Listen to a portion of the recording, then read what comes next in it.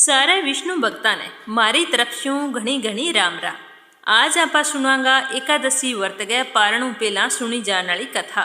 ई कथा ने जको भी विष्णु भक्त एकादशी को वर्त रखे बिने द्वादशी के दिन वर्त को पारण करने से पहला जरूर सुननी चाहिए। कथा सुनने के बाद में ब्राह्मणान भोजन करावे, यथा संभव दान दक्षिणा देगी, बने पूरे प्रसन्नचित मनु विदा करना चाहिए। ब्राह्मणान विदा करने के बाद में भगवान श्री हरि विष्णु से वर्त में हुई भूल चूक वास्ते माफी मांगो और बीऊ बाद में वर्त को पारण करना चाहिए। जको भी विष्णु भक्त पूरे श्रद्धा भाव एकादशी को वर्त रखे और वर्त कथा सुने तो बिंगी सारी मनोकामना पूर्ण हुए। तो अब आपा सुनांगा वर्त गए पारण की कथा। तो कथा शुरू करने से पहला कमेंट बॉक्स में श्री हरि विष्णु को जय करो जरूर लगाइयो और कथा सुनने के बाद में वो भी बताइयो भी कथा सुन के थाने किया लगियो। राजस्थानी भाषा में कथा किन्ने किन्ने पसंद है कमेंट करके जरूर बताइयो। बोलो विष्णु भगवान की जय हो। एक समय की बात है, एक राजा होता, बांगो नाम हो अम्बरीश। राजा अम्बरीश भगवान श्री हरि विष्णु का बहुत ही ज्यादा पक्का भक्त था। राजा अम्बरीश पृथ्वी के सातों द्वीप अचल संपत्ति और अतुल ऐश्वर्य का शासक होने के बावजूद भी आ सारी चीजें ने स्वपन तुल्य समझता, क्योंकि वे जानता कि जके धन वैभव गए लोभ में पड़ गए आदमी घोर नरक में जावे। वह चीज तो केवल 4 दिन की चांदनी है। मनुष्य के सागे तो सिर्फ बिंगे पूजा पाठ धर्म कर्म वे ही सागे जावेगा। तो वे धर्म कर्म का खूब कार्य करता, एकादशी को व्रत रखता और आपकी प्रजा को बहुत ही ज्यादा ध्यान रखता। कोई भी काम करता तो पंडितां की सलाह लेके बाद में भी काम ने संपूर्ण करता। तो इन तरीका राजा अम्बरीश बहुत ही बड़ी बड़ी दक्षिणाला कई अश्वमेघ यज्ञ भी करवाया और भगवान की खूब आराधना करी। राजा अम्बरीश की प्रजा भी भगवान के उत्तम चरित्रों को बहुत ही ज्यादा सम्मान करती और बहुत ही श्रद्धा पूर्वक भगवान श्री हरि विष्णु का गुणगान करती। इन तरीके राजा और बाकी प्रजा देवता का बहुत ही ज्यादा प्यारा। तो राजा अम्बरीश की इतनी अनन्य भक्ति देख गए और भगवान खुश हो गए। अम्बरीश की रक्षा वास्ते सुदर्शन चक्र ने नियुक्त कर दियो। भी पर कोई भी कठिनाई आवेगी तो सुदर्शन चक्र इनकी रक्षा करेगो। एक की बात है कि एक बार बाप की पत्नी के सागे भगवान श्री कृष्ण की आराधना करने के वास्ते 1 साल तक द्वादशी प्रधान एकादशी व्रत को नियम लियो। व्रत की समाप्ति हुई जब कार्तिक को महीनो तो वहाँ 3 रात तक उपवास करियो और फिर एक दिन यमुना जी में स्नान करके श्री कृष्ण भगवान की पूजा की। बिंगे बाद में पहला ब्राह्मणान भोजन करवायो, फिर बाने दक्षिणा स्वरूप गौआ को दान करियो। तो ब्राह्मण बहुत ही ज्यादा खुश हुआ और राजा अम्बरीश ने खूब आशीर्वाद दियो। बांगो आशीर्वाद लेके जिये ही राजा अम्बरीश व्रत गए पारण की तैयारी करने लग गया तो बीन समय वरदान और श्राप देने वाला दुर्वासा ऋषि बैठे अतिथि बन के आ गया। तो राजा अम्बरीश जिये ही दुर्वासा ऋषि ने देखियो तो बहुत ही आदर भाव खड़िया हो गया और आसन देके बिठायो और बांगे चरना में प्रणाम करके भोजन वास्ते प्रार्थना करी। तो ऋषि दुर्वासा राजा को प्रणाम स्वीकार करके कहने लग गया कि मैं पहला मेरा कोई जरूरी काम है बहु निवृत्त हो गए, फिर स्नान करके बाद में भोजन करूंगा। तो इन तरीका ऋषि दुर्वासा बठूं तो उठ गया और जागे गंगा जी के पवित्र जल में स्नान करने लग गया। बिन्ने द्वादशी घड़ी केवल क्षण भर की ही तो राजा अम्बरीश के सामने तो धर्म संकट खड़े हो गयो। भी मैं व्रत को पारण भी करनू पर ऋषि दुर्वासा ने भोजन कराई बिना पारण कौन कर सकूं। तो राजा अम्बरीश पंडिता ने पूछो भी थे मन बताओ भी मन क्या करना चाहिए। तो सारा पंडित कहने लग गया क्या ब्राह्मणान भोजन कराए बिना स्वयं भोजन करनो और द्वादशी रहते पारण ना करनो दोनों ही दोष हुए। इन वास्ते ब्राह्मण ने भोजन भी पहला जरूरी है और द्वादशी के अंदर व्रत को पारण भी जरूरी है। तो पंडिता की बात सुन के राजा अम्बरीश कहने लग गया कि मन ईशो कोई उपाय बताओ जके मेरी भलाई हुए और मन पाप भी ना लागे, मन ईशो क्या करना चाहिए। तो राजा अम्बरीश की बात सुन के पंडित कहने लग गया कि राजा थे यहाँ करो जल ग्रहण कर लियो। जल पीनो भोजन करने में भी आवे और ना करने में भी आवे। थारो निर्जल व्रत है, अगर जल ग्रहण कर लियोगा तो व्रत को पारण उज्जेगो। तो राजा क्यों भी ठीक है चलो मैं यहाँ कर लूँगा। तो राजा 2 घूंट पानी पी गए आपके व्रत को पारण कर लियो और दुर्वासा ऋषि को इंतजार करने लग गया। दुर्वासा ऋषि आपके जरूरी कामों निवृत्त हो गए, स्नान करके जिया भी आया तो राजा आगे बढ़ के बांगो खूब अभिनंदन करियो। तो दुर्वासा ऋषि अंदाजो लगायो भी राजा तो पारण कर लियो। और दुर्वासा ऋषि भी टाइम भूखा तो वे तो क्रोध में बुरी तरह कांपण लग गया। फिर दुर्वासा ऋषि राजा अम्बरीश ने फटकार लगाई, जका बड़ा ही श्रद्धा भाव सामने हाथ जोड़ के खड़िया। पंडिता ने कहने लग गया, कहीं ने देखो तो सही हो कितो क्रूर है, इन्हें तो धन को घमंड हो गयो, भगवान की भक्ति तो इन्हें छू तक कौन पाई। वो तो आपने बहुत ही ज्यादा सही माने, वो तो सोचे अभी जको काम मैं कर दियो वो ही सही है, बाकी सारा गलत है। आज इन धर्म को उल्लंघन करके बहुत ही मोटो अन्याय करियो है। मैं इनको अतिथि बन के आयो, फिर इन मन भोजन कौन करे और खुद भोजन कर लियो। पर इन आज ही बात को पतो चल जेगो भी की तो गलत करियो है। आज ही बात को मजो तो मैं इन चखाऊंगो जरूर, और थे सारा देखियो। तो बहुत ही ज्यादा गुस्से के अंदर दुर्वासा ऋषि आपकी एक जटा उखाड़ी और अम्बरीश ने मारण वास्ते एक राक्षसी उत्पन्न कर ली। राक्षसी उत्पन्न होता ही एर आगाड़ी तरिया जगती हाथ में तलवार ले गए राजा अम्बरीश ने मारण वास्ते भी ऊपर टूट पड़ी। पर राजा अम्बरीश तो मरे किया, परम पुरुष परमात्मा भी वास्ते पहला ही रक्षा वास्ते आपको सुदर्शन चक्कर नियुक्त कर रखियो। तो बण चक्कर बीन टाइम में दुर्वासा जी की राक्षसी ने जला गिर ढेर कर दी। तो दुर्वासा ऋषि देखियो क्या मेरी उत्पन्न करेड़ी राक्षसी ने इया जलागिर भस्म कर दी। तो माने और ज्यादा गुस्सो आ गयो। पर जद बांगी नजर सुदर्शन चक्कर का नहीं गई तो वे तो बुरी तरह डर गया और आपकी जान बचाने वास्ते बठू भाग पड़िया। जिया भागते आदमी के पीछे सांप भागे, वो बिंगे ही सुदर्शन चक्कर दुर्वासा ऋषि के पीछे हो गयो। अब दुर्वासा जी तो दिशा आकाश पाताल रतल पत्तल वितल सारे घूम लिया, पर वो सुदर्शन चक्कर तो बांगो पीछो कौन छोड़े। तो दुर्वासा ऋषि तो बुरी तरह डर गया। आपकी जान बचाने वास्ते देव शिरोमणि ब्रह्मा जी कन गया और बैठे जाके बोलियो कि पिता मैं ब्रह्मा जी आज थे ही मन बचाओ, ये सुदर्शन चक्रों मेरी रक्षा करो। तो बिंगी बात सुन के ब्रह्मा जी कहने लग गया क्या दुर्वासा जी, मैं शंकर जी दक्ष भृगु प्रजापति भूतेश्वर जके गए बनाएड़े नियमा बंदेड़ा ओ बांगो ही चक्कर है, मेचा आगे भी कुछ कौन कर सका। थे विष्णु जी के भक्त ने मारने की कोशिश करके बहुत ही ज्यादा गलत करी हुए। वो तो विष्णु जी को खुद अम्बरीश की रक्षा वास्ते लगाए हुए। तो ब्रह्मा जी की बात सुन के दुर्वासा जी तो निराश हो गया और फिर सोचने लग गया भी के करूं। भागता भागता वे कैलाशवासी भगवान शंकर की शरण में गया और बढ़ जाके हाथ जोड़ के कहने लग गया क्या थे मनी सुदर्शन चक्कर हूँ बचाओ, आज वो मेरी जान लेवेगो। तो शंकर जी कहने लग गया क्या दुर्वासा जी के जके के बनाएडे ब्रह्मांडा मारे बरगा हजारों चक्कर काटे, वो चक्कर बांगो ही शस्त्र है, तो मैं कुछ कौन कर सका। अगर थाने आपकी जान बचानी है तो थाने विष्णु जी की शरण में जानो पड़ेगो, बे ही थारो मंगल करेगा। तो दुर्वासा जी तो बिल्कुल निराश हो गया और सोचने लग गया भी अब जान बचाने वास्ते विष्णु जी कन जानो ही पड़ेगो। सुदर्शन चक्कर ने आपके नजदीक आता देख गए दुर्वासा जी तो बठू फिर भाग पड़िया और श्री हरि विष्णु के परम धाम बैकुंठ पहुंच गया। बढ़े पूछता ही श्री हरि के चरणा में गिर पड़िया और कहने लग गया कि हे अच्युत हे अनंत, थे तो संतांगा एकमात्र इच्छित हो प्रभु, संपूर्ण जगत का जीवन दाता हो, मैं अपराधी हूँ, थे मेरी रक्षा करो, मन माफ करो। मैं थारो प्रभाव जाने को नहीं हो, ना जानने के कारण ही मैं थारे प्यारे भक्त को अपमान करियो।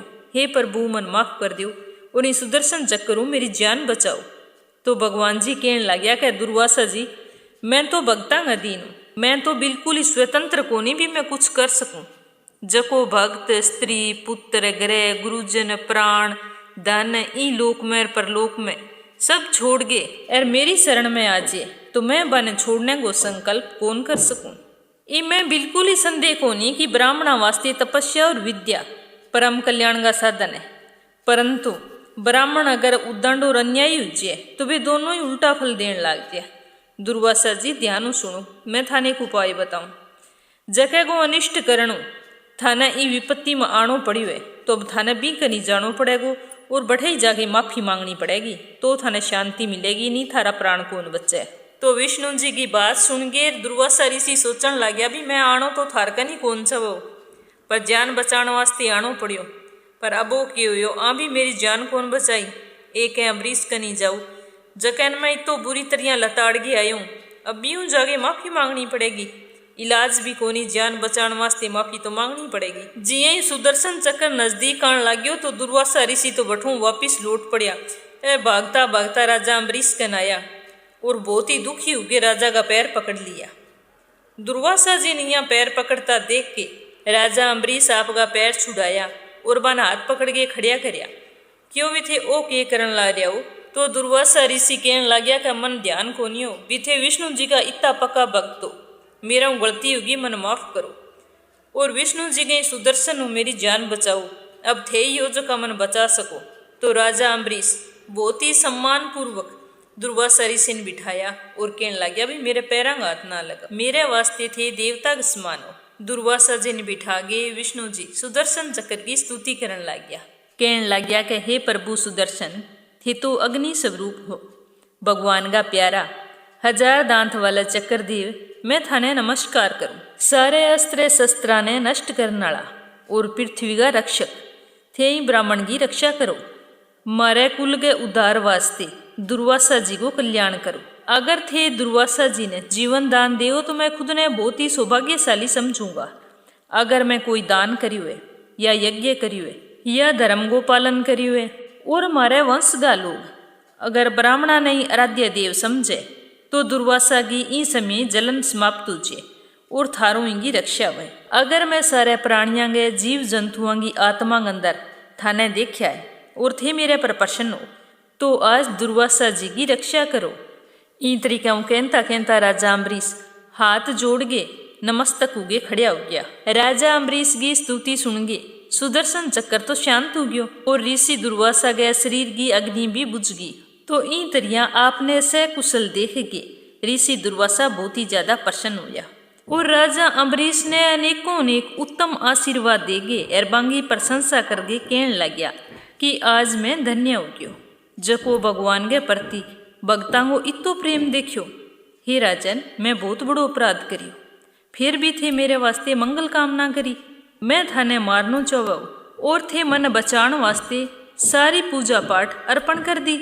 हे राजा अम्बरीश, थे तो दया का सागर हो, मन तो ध्यान को नहीं हो, थे मेरे ऊपर बहुत ही बड़ो उपकार करियो है कि मेरा अपराध भुला गे और मेरी थे रक्षा करी है। तो सारा पंडित कहने लग गया कि जदों थे भी सुदर्शन चक्रों जान बचाने वास्ते भागन लाग रहा तो राजा अम्बरीश भोजन कौन करियो और थारे वापिस लौटने को इंतजार करने लग रहा। पंडितां की तो कहता ही राजा अम्बरीश दुर्वासा जी का चरण पकड़ लिया और कहने लग गया, भी अब तो थाने भोजन करके ही जानो पड़ेगा। तो दुर्वासा ऋषि कहो, भी हाँ जरूर भोजन करके जाऊंगा, आज मैं इतने बड़े विष्णु भक्तों जको मिलियो। फिर दुर्वासा ऋषि भोजन करके राजा अम्बरीश ने फिर आशीर्वाद दियो और आकाश मार्गों प्रस्थान कर गया। सुनने में आयो है कि जब सुदर्शन चक्रों व्यतीत हुए दुर्वासा जी भागन लाग रहा, जदों ले गए जब वापिस आया अम्बरीश गए कने तो इंगे बीच में 1 साल को समय व्यतीत हो गयो। तो भी राजा अम्बरीश दुर्वासा ऋषि को इंतजार करन लाग रहा, सिर्फ जल पी गए भी पहला दुर्वासा जी ने भोजन कराऊंगा, बिंगे बाद में मैं भोजन करूंगा। तो राजा अम्बरीश विष्णु जी का बहुत ही पक्का भक्त था। कई साल बीतने के बाद में आपके समान आपका पुत्र आ, वे भी बहुत विष्णु भक्त था। बाने राज्य सौंप गए और खुद वन में तपस्या वास्ते उठ गया और खूब तपस्या करी और आपकी आत्मा ने श्री हरि विष्णु के निमित्त कर दी। जब वे इन संसारों मुक्त होया तो बाने बैकुंठ में वास मिलियो। तो एकादशी के व्रत को इतो फल हुआ कि आपा बोल गए तो बता ही को नहीं सका। हर इंसान ने आपके जीवन में एकादशी को व्रत जरूर करना चाहिए और जब भी एकादशी को व्रत करा तो व्रत कथा भी सुननी चाहिए। बिना व्रत कथा गए आपा ने अपने व्रत को पुण्य फल कौन मिले। तो आई एकादशी की कथा जकी हर एकादशी के 11वें व्रत में आपा ने सुननी चाहिए। एकादशी की कथा के सागे सागे एक कथा बांके बिहारी की, एक तुलसी माता की, गणेश जी भगवान की कथा भी आपा ने सुननी चाहिए। अब आपा एक कथा सुनांगा तुलसी माता की। बोलो तुलसी माता की जय हो। पुराने समय की बात है कि कार्तिक के महीने में सारी औरतां तुलसी माता ने सिंचन जानती। जब सारी औरतां तुलसी सींचती, घी को दीपक करती, तुलसी का परिक्रमा लगाती, कथा कहती सुनती तो बूढ़ी माई बैठी रहती। जब सारी सींच के घरे आ जाती तो पीछू बा बूढ़ी माई तुलसी माता ने कहती कि हे तुलसी माता सतगी दाता, मैं बिरलो सिंचू तेरो, तू कर निस्तार मेरो। हे तुलसी माता अड़वो दे, लड़वो दे, पीताम्बर की धोती दे, मीठा मीठो घास दे, बैकुंठ को वास दे, चटकेगी चाल दे, पटकेगी मौत दे। चंदन की काठ दे, झालर की जनकार दे, साईं गुराज दे, दाल भात जिमणने दे, 11 की मौत दे, कृष्ण जी को कांदो दे। तो आ बात जब तुलसी माता सुनती तो बातों सुन के सूखन लागी। ए दिन श्री कृष्ण भगवान पूछो कै तुलसी तो यहाँ सूखन किया लागी? आजकल तो रोजाने औरतां तेरे में पानी सिंचन आवे, मिठो मिठो भोग लगावे, गीत गावे, फिर भी इंतरे क्यों मुरझाइड़ी सी किया लगे। तो तुलसी माता कहने लगी कि एक बूढ़ी माई आवे रोजगी, बा इन तरीके की बात रोजाने की जवे। तो मैं सोचूं भी बाकी सारी बात तो मैं पूरी कर देसूं, पर कृष्ण जी को कंधो कठूं देसूं बिन। तो भगवान श्री कृष्ण कहने लग गया कि जब बा मरेगी तो मैं कंधो देना आऊंगा, ई बात की चिंता करनी तू छोड़ दे। तो तुलसी माता तो फिर हरी भरी होगी। तो बूढ़ी माई तो रोजाने तुलसी में जल सिंचन आती और आपका सागी वचन रोज गाई के जानती। पर तुलसी माता ने अब कोई चिंता को नहीं, बन क्यों भी बाकी सारी मांग मैं पूरी करसूं और कंधो देन भी कृष्ण भगवान आ ही जाएगा। तो यहाँ करता करता कई दिन बाद मैं बूढ़ी माई तो देहांत हो गयो। सारा गांव का लोग इकट्ठा हो गया। अब जिया ही बूढ़ी माई ने संस्कार वास्ते लेके जान लग गया तो वह इतनी भारी होगी भी क्यों ही उठाई जाई कौन। तो सारा कहने लग गया कि इतो पूजा पाठ करती, पाप नष्ट होने की माला फेरती, फिर भी इतनी किया भारी होगी। नान की ऐसा गए लड़ाई करी, ना कि नहीं कोई गाली गलोच करियो, फिर भी ने किसे पाप की सजा मिले कि आज क्यों ही कोई नहीं उठाई जाए।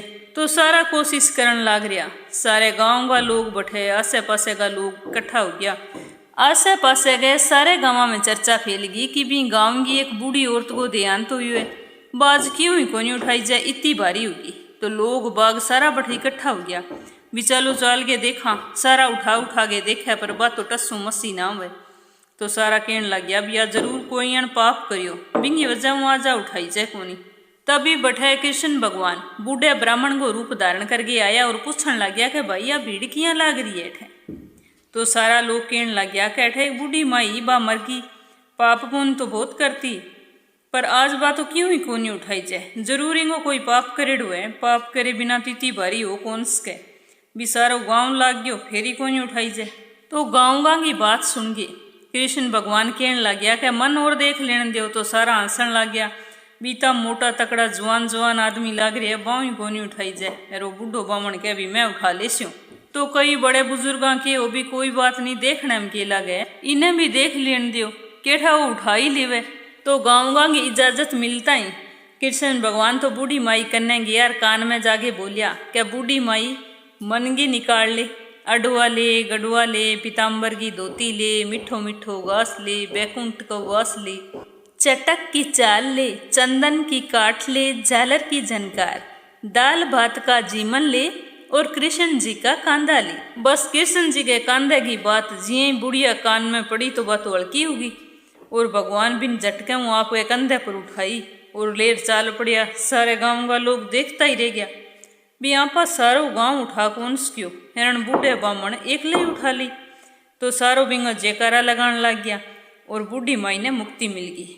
तो इया रोजाने तुलसी माता की पूजा करने हूँ भी बूढ़ी माई ने मुक्ति मिली। हे तुलसी माता, जिया बूढ़ी माई ने कृष्ण जी को कांधो मिलियो, बिया ही बड़े बुजुर्गा ने भी मिले और बांगी भी मुक्ति वे। जको भी थाने रोजाने सींच गे पूजा अर्चना करे बिंगी सारी मनोकामना पूर्ण करियो। बोलो तुलसी माता की जय हो। अब आपा सुनांगा एक कहानी गणेश जी की। बोलो गणेश गजानन की जय हो। एक बारी की बात है कि एक मेंढक और एक मेंढकी तालाब में रहता। तो मेंढकी 1.25 दिन चढ़े तक गणेश जी भगवान की पूजा पाठ करती। बिंगो रोजाने को नियम हो तो बिन रोजाने पूजा पाठ करता देख गए मेंढक भी ने कहने लगियो कि मेंढकी तू 1.25 दिन चढ़े तक हाथ जोड़े अठ बैठी रहे, गार खावे ना मिट्टी, के करती रहे। तो बा कहने लगी कि मैं तो विनायक जी की पूजा करूं। तो मेंढक कहने लगियो कि विनायक जी कौन, मैं तो कोई विनायक जी ने कौन जानू, ये तो फालतू की बताएं। मैं तो कहूँ भी सुबह उठ गए बढ़िया गार मिट्टी खा लेकर फिर अठापा दोनों धूप सेका। पर मेंढकी पर बिंगी बात को कोई असर को नहीं होता। एक दिन की बात, दोनों तालाब के अंदर आ जद एक औरत मटको ले गए पानी लेने आई। बन जिया ही मटको पानी के अंदर डबोयो तो वे दोनों पानी के सागे घड़े के अंदर उठ गया। बन तो घरे ले जाके सीधो इवान बट्टी पर चढ़ा दियो और नीचे आग जगा दी। अब जिये ही पानी गर्म हुआ तो मेंढक के वे मेंढकी मैं तो बड़ू तो मेंढकी कह ना भाई मन तो ठंडी सेब आवे, मैं तो कौन बड़ू। तो मेंढक कह भी तू किया कौन बड़े, जब नीचे आग जगन ला रही है, पानी उबलन लाग रही है, तू कौन बड़े। तो बा बोली कि मैं तो कौन ही बड़ू, मेरी तो गणेश भगवान रक्षा करे। तो बण सोचो भी इनकी जान तो बच जाएगी और आज मैं मर जाऊंगा। तो वो मेंढकी ने कहने लगी कि मेंढकी तेरो गणेश यो सच्ची कठई है तो आज भी न सिमर, जे आज मेरी जान बच जाए तो मैं भी तेरे सागे रोजाने गणेश जी की पूजा करे करसूँ। तो मेंढकी हाथ जोड़ के गणेश जी ने याद करके कहो भी हे गणेश भगवान आज मार दोनों की जान बचाओ।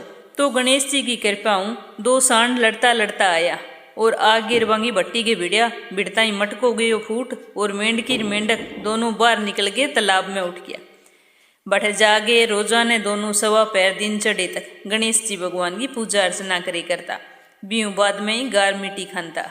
हे गणेश जी महाराज जिसे थे मेंढक मेंढकी न टूठिया विषया सारा नहीं टूठियो, सारंगे मन की मनोकामना पूरी करियो। एक समय री बात है, एक गांव में एक लपसी और एक तपसी दो भाई रहता।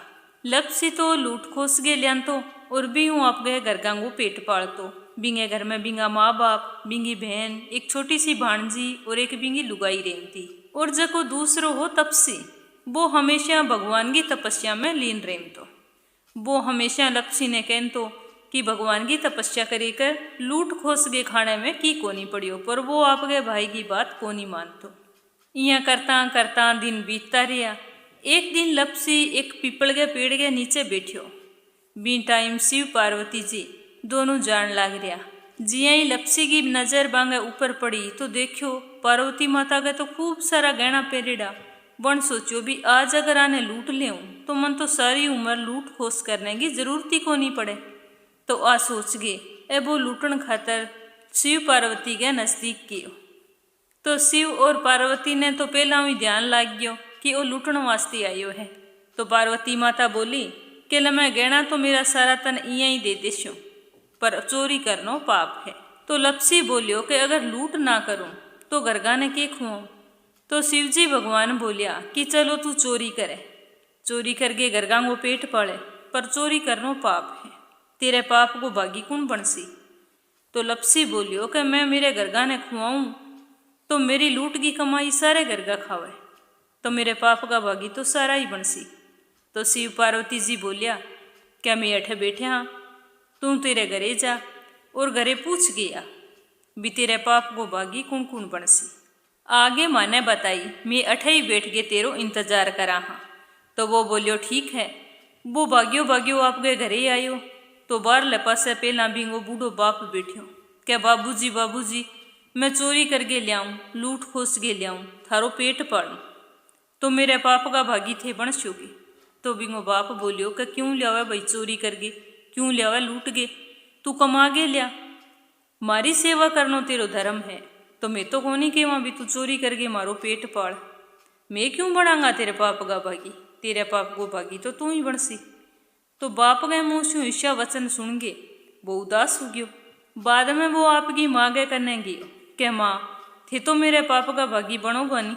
तो बिंगी माँ बोली भी क्यों भाई मैं तेरे पाप का भागी किया बनांगा, तू लूट खोस के क्यों लिया, तू कमाई करके लिया, सारा कमाई करके खावे तन चोरी करन को कुण केवे। तो यहाँ सुन गे लपसी तो बहुत ही उदास हुए। फिर वो अपनी बहन ने पूछे कि बहन बहन तू तो मेरे पाप को भागी बनेगी, मेरी लाडली बहन है। तो बिंगी बहन बोली कि ना भैया पाप की भागी मैं क्यों बनूं, लूट खोस के तू लियावे और पाप का भागी मैं बनूं, क्यों कमाई करके खाओ, इमें तेरी भी इज्जत मारी भी इज्जत है। तो वो दुखी मनु वापिस चाल पड़ियो। भी जागे शिव पार्वती जी ने बता दियो भी पाप को भागी तो कोई कौन बने।